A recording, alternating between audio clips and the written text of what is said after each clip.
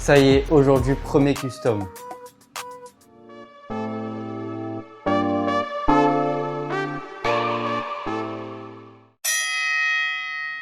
Salut la team, j'espère que vous allez bien. Aujourd'hui, une nouvelle vidéo en compagnie de la Talaria Quasimodo version homologuée. Donc j'avais fait déjà plusieurs vidéos sur cette moto. On a fait les tests pour la version du coup off-road. On a fait aussi des tests pour la version homologuée. Et on a fait aussi l'unboxing de cette magnifique machine. Donc ça fait pas mal de temps que j'ai réfléchi à qu'est-ce qu'on pourrait changer sur cette moto. Donc j'ai eu quelques idées. Aujourd'hui, premier épisode, on va du coup changer les cale-pieds de couleur rouge. Par la suite, on va aussi changer le guidon. On va rajouter un kit déco. On va changer cette selle. Et on va aussi rajouter de meilleurs pneus. Donc aujourd'hui, on s'est procuré du coup des cale-pieds W9 Racing qu'on a acheté chez MRZ. Comme je vous l'ai dit, ils vendent beaucoup de pièces. Et du coup, on va suivre toutes les étapes de la préparation de la moto.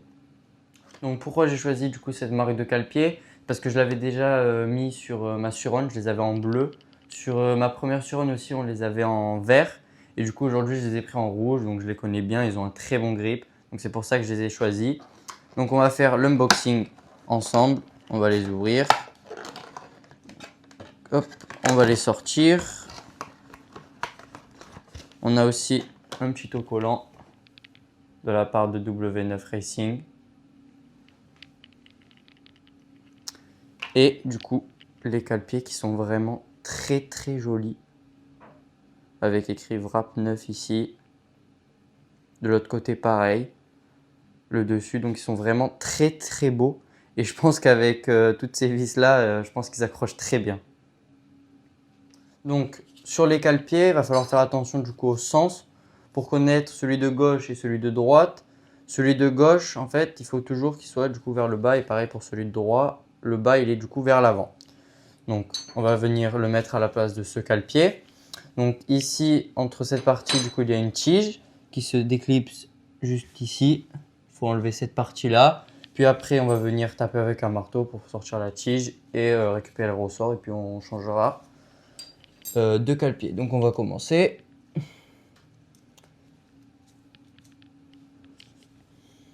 Hop.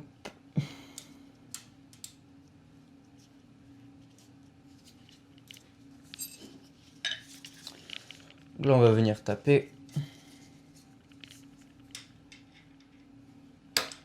Tac, vous avez vu, elle ressort.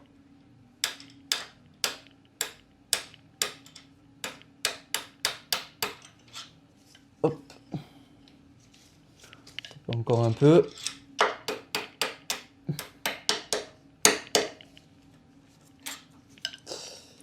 Et voilà. Donc on a la tige dont je vous parlais. Et le ressort, que ça, faut le garder. On va du coup le remettre avec ce cale-pied. Donc pour comparer les deux cale-pieds, ils font à peu près la même longueur et la même largeur. Seul petit test qu'on va pouvoir faire, c'est le test du poids. Donc on va peser le premier qui a 138 grammes et le deuxième qui est à 141 grammes. Bon, non, 147 grammes. Donc il y a quand même une petite différence. Eux, ils sont un peu plus lourds et pourtant en main, je trouvais que eux, ils étaient plus lourds. Donc, on a remis du coup le ressort. Il y a un petit trou juste ici pour venir caler le ressort. Pour faire cet effet du coup comme ceci. Et là, on va venir enfoncer la tige. Remettre la rondelle.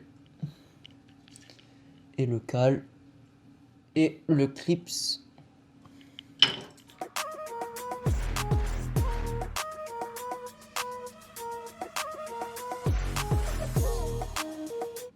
Donc voici le rendu fini. Donc franchement très beau rouge anodisé. Je pensais au départ que ceux-là ils allaient être plus légers que du coup ceux d'origine. Mais je pense qu'ils sont un peu plus solides et plus quali. Au milieu en fait, là ici il y a une tige en plus pour plus de solidité je pense. Et du coup il y a plus de crampons donc plus d'accroche. Et franchement ça fait un très joli rendu. Et du coup vous avez vu ça prend pas beaucoup de temps, ça prend à peine 10 minutes. Il faut juste faire attention du coup au système de ressort quand on remonte. et à bien clipser l'attache. Et puis c'est déjà la fin de ce premier tuto et restez connectés pour la suite. N'oubliez pas, liker, commenter et abonnez-vous.